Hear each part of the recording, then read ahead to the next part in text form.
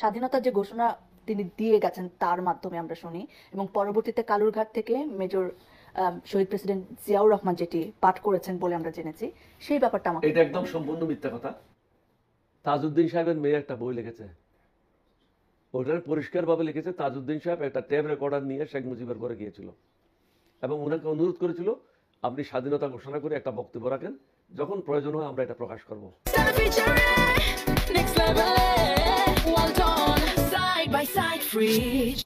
তখন উত্তরে শেখ মুজিব বলেছিল তোমরা সবাই পুরানা ঢাকায় গিয়ে আশ্রয় নাও, আমি তোমাদের সাথে মিলিত হব, সবাই কেউ ঘরে থাকবে না, সবাই নিরাপদ আশ্রয়ে চলে যাও। এটাই তাজউদ্দিনের মেয়ের বইতে লেখা আছে, পিতা মাতা নাকি এটা যে বইটা লিখেছে। তো এটা তো একজনে না, শত শত লোকে লিখেছে। ভারতের ওখানে যে প্রেসিডেন্ট ছিল সঞ্জীব রেড্ডি, ওই দিনের আমি উপস্থিত ছিলাম। উনি বলেছিলেন I am happy to receive a man who declared independence of Bangladesh first. অর্থাৎ এটা কোয়ালিফাই করলো, আগে যদি কেউ করেও থাকে, বাট ফার্স্ট ডিক্লেয়ার করেছে জিয়াউর রহমান। এটা তো অন রেকর্ড আছে, এটা তো আমার বক্তব্য না। ওকে, সো আমাকে একটু বলবেন যে ওই মুহূর্তে, আমি যতটুকু জানি আপনি আমাকে শুধরে দেবেন যদি ঠিক না হই, শহীদ প্রেসিডেন্ট জিয়াউর রহমান যখন স্বাধীনতার ঘোষণা দিচ্ছিলেন 27শে মার্চ কালুরঘাট বেতার কেন্দ্র থেকে, আপনি তখন তার পাশে ছিলেন, এবং অনেক তথ্য বলে যে আপনার ঘোষণা দেওয়ার কথা ছিল, আপনি উনি সিনিয়র বলে আপনি বলেছেন না আমার সিনিয়র দিবেন ঘোষণা, এবং তিনি বলেছিলেন যে আমি বঙ্গবন্ধু শেখ মুজিবুর রহমানের পক্ষে বলছি। এটা কি ছিল ওই ঘোষণায়? আমি আপনাকে 100% সত্য স্টোরিটা বলি। আমরা 8 বেঙ্গল রেজিমেন্টের সব অফিসারদেরকে দায়িত্ব দিয়ে মেজর শওকতের নেতৃত্বে একদল সেনা দল বন্দরে যাবে, লেফটেন্যান্ট শমশের মুবিনের নেতৃত্বে একদল সেনা চট্টগ্রাম মেডিকেল কলেজ এলাকাতে যাবে, ক্যাপ্টেন সাদেকের নেতৃত্বে একদল সীতাকুণ্ডে যাবে, ক্যাপ্টেন খালেকুজ্জামানের নেতৃত্বে একদল চকবাজার এলাকা থাকবে। অর্থাৎ আমরা আমাদের 8 বেঙ্গল রেজিমেন্টকে বিভিন্ন ভাগে বিভক্ত করেছিলাম। এর সাথে যোগ হয়েছিল ইপিআর এর শুধু ক্যাপ্টেন হারুন। এটার উদ্দেশ্য ছিল পাকিস্তানিরা যেন বুঝতে না পারে আমাদের স্ট্রেংথ কত। আমরা 7-8 ভাগে বিভক্ত করে বিভিন্ন জনকে বিভিন্ন জায়গায় পাঠাইছি। আমি আর জিয়াউর রহমান একটা প্রাইমারি স্কুলের বেঞ্চের উপর রাত্রে শুয়েছিলাম বোয়ালখালীতে, পাহাড়ের কাছে। সকালে ওইটা হাঁটতে হাঁটতে চলে আসলাম পটিয়াতে। পটিয়াতে আসা ওদেরকে জিজ্ঞাসা করলাম থানা কোথায়, জনগণের থেকে জানার পরে থানাতে আসলাম। আইসা ওসিকে আমাদের পরিচয় দিলাম, কারণ আমাদের কাঁধে কোনো র্যাঙ্ক ছিল না, খাকি ইউনিফর্ম ছিল। জিয়াউর রহমান সাহেবকে বসতে দিলাম, যেটা ওসির চেয়ার, সেখানে বসলো, সম্মুখে আমি বসলাম, এবং বাকি থানার যারা দায়িত্ব ছিল তারা ছিল। তাদেরকে বললেন যে তোমরা সবাই অস্ত্র নাও, অস্ত্র নিয়ে শহরের দিকে অগ্রসর হও। ইতিমধ্যে ইপিআর এর একটা গ্রুপ, পুলিশের একটা গ্রুপ দক্ষিণ দিকের থেকে আসলো, অর্থাৎ কক্সবাজার দিকের থেকে আসলো। তাদেরকে আমরা শহরের দিকে পাঠিয়ে দিলাম যে আমাদের সেনা দলের আছে, তাদের সাথে মিলিত হয়ে যুদ্ধে লিপ্ত হও। কিছুক্ষণ পরে একজন ভদ্রলোক, প্রায় 6 ফিট 3-4 ইঞ্চি লম্বা, মিস্টার মাহমুদ, উনি এসে ওনার পরিচয় দিলেন। উনি বললেন যে আমি ক্যাপ্টেন ওলিকে তালাশ করছি। তা আমি বাইরে আসলাম, আমি বললাম আমার নাম ক্যাপ্টেন ওলি।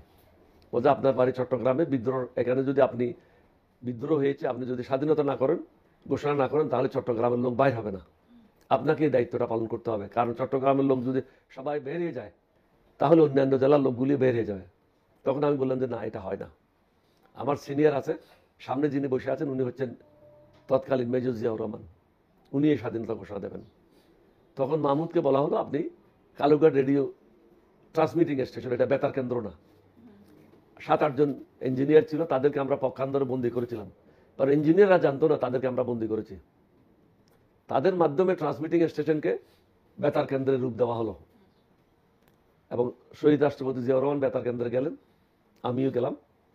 উনি সহস্তে নিজেই লিখলেন I major Zia declare myself as head of the state and declare independence of Bangladesh. উনি নিজের হাতে লিখলেন কথাগুলি।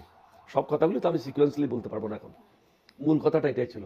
তখন আমি ওনাকে বললাম যে এখানে বঙ্গবন্ধুর কথাটা আনতে হবে, কারণ মাঠে ঘাটে আছে তারা, তাদেরকে বাদ দিয়ে মুক্তিযুদ্ধ সফল হবে না, সুতরাং এখানে বঙ্গবন্ধুর কথাটা নিয়ে আসেন। উনি তখন বললেন যে তুমি ঠিকই বলেছ। তখন বঙ্গবন্ধুর কথাটা ওনার বক্তব্যের মধ্যে অ্যাড করা হলো। মগরিবের আগে বা পরে এমন একটা সময় তিনি বাংলাদেশের স্বাধীনতা ঘোষণা করলেন, এবং পৃথিবীর সমস্ত দেশকে বলে দিলেন, অনুরোধ করলেন আপনারা এগিয়ে আসেন, আমাদেরকে অস্ত্র দেন, বিভিন্নভাবে সাহায্য করেন, আমাদেরকে রিকগনিশন দেন। মূলত এটার কারণেই অন্যান্য বেঙ্গল রেজিমেন্টরা যেখানেই ছিল, যেমন ফার্স্ট বেঙ্গল রেজিমেন্ট ছিল যশোরে, 4 বেঙ্গল রেজিমেন্ট ছিল ব্রাউনবাড়ি এবং কুমিল্লাতে, 2nd বেঙ্গল রেজিমেন্ট ছিল জয়দেবপুরে, থার্ড বেঙ্গল রেজিমেন্ট ছিল সাইদপুরে। তারা কিন্তু 27 তারিখ স্বাধীনতার ঘোষণাটা সবাই শুনেছে, তারপরেও তারা কিন্তু স্বাধীনতার যুদ্ধে ঝাঁপিয়ে পড়ে নাই। যারা আমাদের একদম কাছে ছিল ব্রাউনবাড়িয়াতে 4 বেঙ্গল রেজিমেন্ট, তারা 29 তারিখ বিদ্রোহ করেছে। ফার্স্ট বেঙ্গল রেজিমেন্ট বিদ্রোহ করেছে 1 তারিখ বা 2 তারিখ এপ্রিলের। একইভাবে সেকেন্ড বেঙ্গল রেজিমেন্ট, যেটা ঢাকার সবচেয়ে সন্নিকটে ছিল, তারা বিদ্রোহ করেছে 30 তারিখে, 30শে মার্চ। আর থার্ড বেঙ্গল রেজিমেন্ট, যেটা সাইদপুরে ছিল, তারাও বিদ্রোহ করেছে ফার্স্ট উইক অফ এপ্রিল। অর্থাৎ আমরা বলার পরেও তারা তড়িঘড়ি করে বিদ্রোহ অংশগ্রহণ করে নাই। ওকে, সো কিন্তু এটার ফলে এটা হলো যে সবাই জেনে গেল যেটা যুদ্ধ পাকিস্তানের বিরুদ্ধে শুরু হয়েছে। সো এই আস্তে আস্তে আসছে সবাই, যেমন ইপিআর এর সদস্যরা ছিল, পুলিশের সদস্যরা ছিল, ছাত্ররা ছিল, শ্রমিকেরা ছিল, সবাই আস্তে আস্তে এগিয়ে আসলো। এটা সবাই সম্মিলিত প্রচেষ্টায় মুক্তিযুদ্ধটা